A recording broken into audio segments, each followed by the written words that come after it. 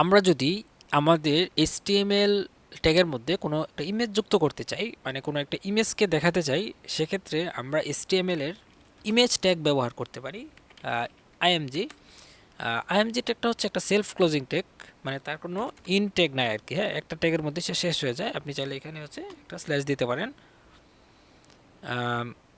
এখন এখানে দুইটা অ্যাট্রিবিউট আছে, একটা হচ্ছে এসআরসি আর একটা হচ্ছে এএলটি। হ্যাঁ, এএলটি হচ্ছে মানে আল্টারনেটিভ, কোনো কারণে সোর্স হচ্ছে ইমেজটা কোথা থেকে দেখাবে। আপনি চাইলে অনলাইনের সোর্স ইউজ করতে পারেন, অথবা লোকাল পিসিতে ডাউনলোড করা কোনো একটা ইমেজও এইখানে দেখাতে পারেন আর কি। হ্যাঁ, তো আল্টে যদি আমরা এখানে লিখি যে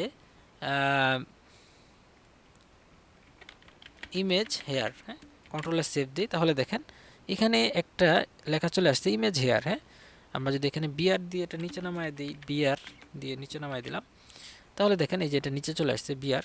চাইলে আমরা আরেকটা ব্রেক দিতে পারি, তাহলে এটা আরেকটু নিচে চলে আসলো। এই দেখেন এই যে ইমেজ হেয়ার, তার মানে কি? হ্যাঁ, আচ্ছা, আমরা আরেকটা কাজ করতে পারি, আমরা প্রিভিয়াস সকল কোডগুলো যদি কমেন্ট করে রাখি, হ্যাঁ, এই কোডগুলো যদি সবগুলো আমরা কন্ট্রোল স্ল্যাশ দিই, তাহলে সবগুলো কমেন্ট হয়ে যাবে। এটাকেও যদি কন্ট্রোল স্ল্যাশ দিই, আমাদের কোড আছে কিন্তু এটা ব্রাউজারে রান হবে না আর কি। হ্যাঁ, ব্রাউজারে রান হবে না। ওকে, এখন দেখেন ইমেজ কিন্তু পাচ্ছেন আর কি। আর এসআরসির মধ্যে আমাদের একটা সোর্স দেওয়া লাগবে। হ্যাঁ, তো ইমেজের সোর্সের জন্য আমরা যদি এখানে লিখে সার্চ করি যে ফ্রি ইমেজেস, হ্যাঁ, ফ্রি ইমেজেস, তাহলে দেখেন এখানে ইমেজ চলে আসতেছে আর কি, পিক্স বাই, তারপরে হচ্ছে আমরা যদি হচ্ছে এখানে যাই, যে আনস্প্লাশে যাই, আনস্প্লাশ থেকে কোনো একটা ইমেজ যদি আমরা হচ্ছে এটাকে ডাউনলোড করে নিলাম,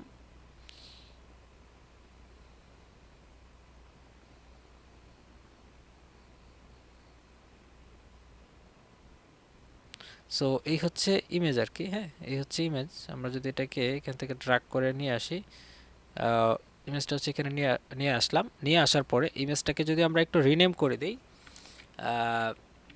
পিক ডট জেপিজি। ওকে, সো আমার HTML ফাইলটা যেখানে আছে, ইমেজটা কিন্তু সেম একই ফোল্ডারের মধ্যে আছে, HTML ফোল্ডারের ভিতরে। সো এসআরসির ভিতরে আমি যদি এখানে লিখি যে পিক ডট জেপিজি, হ্যাঁ, এটা যদি এখন ব্রাউজারে আমরা আউটপুটটা দেখি, আমাদের ডকুমেন্টে যদি রিফ্রেশ দেই, এই দেখেন পিক ডট জেপিজি অনেক বড় করে চলে আসছে। হ্যাঁ, আমরা যদি একটু একটু ফ্লুইড করি, এটা দেখেন অনেক বড় করে চলে আসছে আর কি। সো এটাকে যদি একটু ছোট করতে চাই, সেক্ষেত্রে আমরা এখানে হাইট একটা, এটাকে বলা হয় অ্যাট্রিবিউট আর কি। হাইট অ্যাট্রিবিউট যদি আমরা দিই, দিলাম হচ্ছে 100,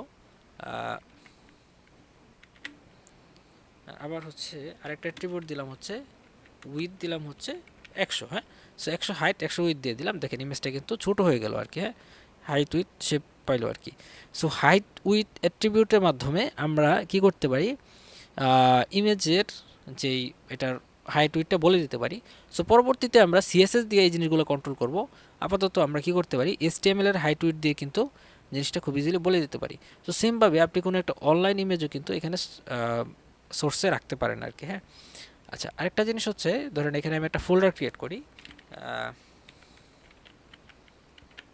ইমেজেস নামে একটা ফোল্ডার ক্রিয়েট করলাম, এটার ভিতরে আমাদের সব ইমেজ থাকবে, মানে আমাদের প্রজেক্টটাকে একটু অর্গানাইজ করার জন্য। হ্যাঁ, আমি হচ্ছে ইমেজটাকে এই ইমেজেস ফোল্ডারের মধ্যে মুভ করে নিলাম। এখন যদি ব্রাউজারে দেখি, দেখেন ইমেজটা কিন্তু নাই। নাই কেন? কারণ প্যাথটা হচ্ছে এখন সঠিক না।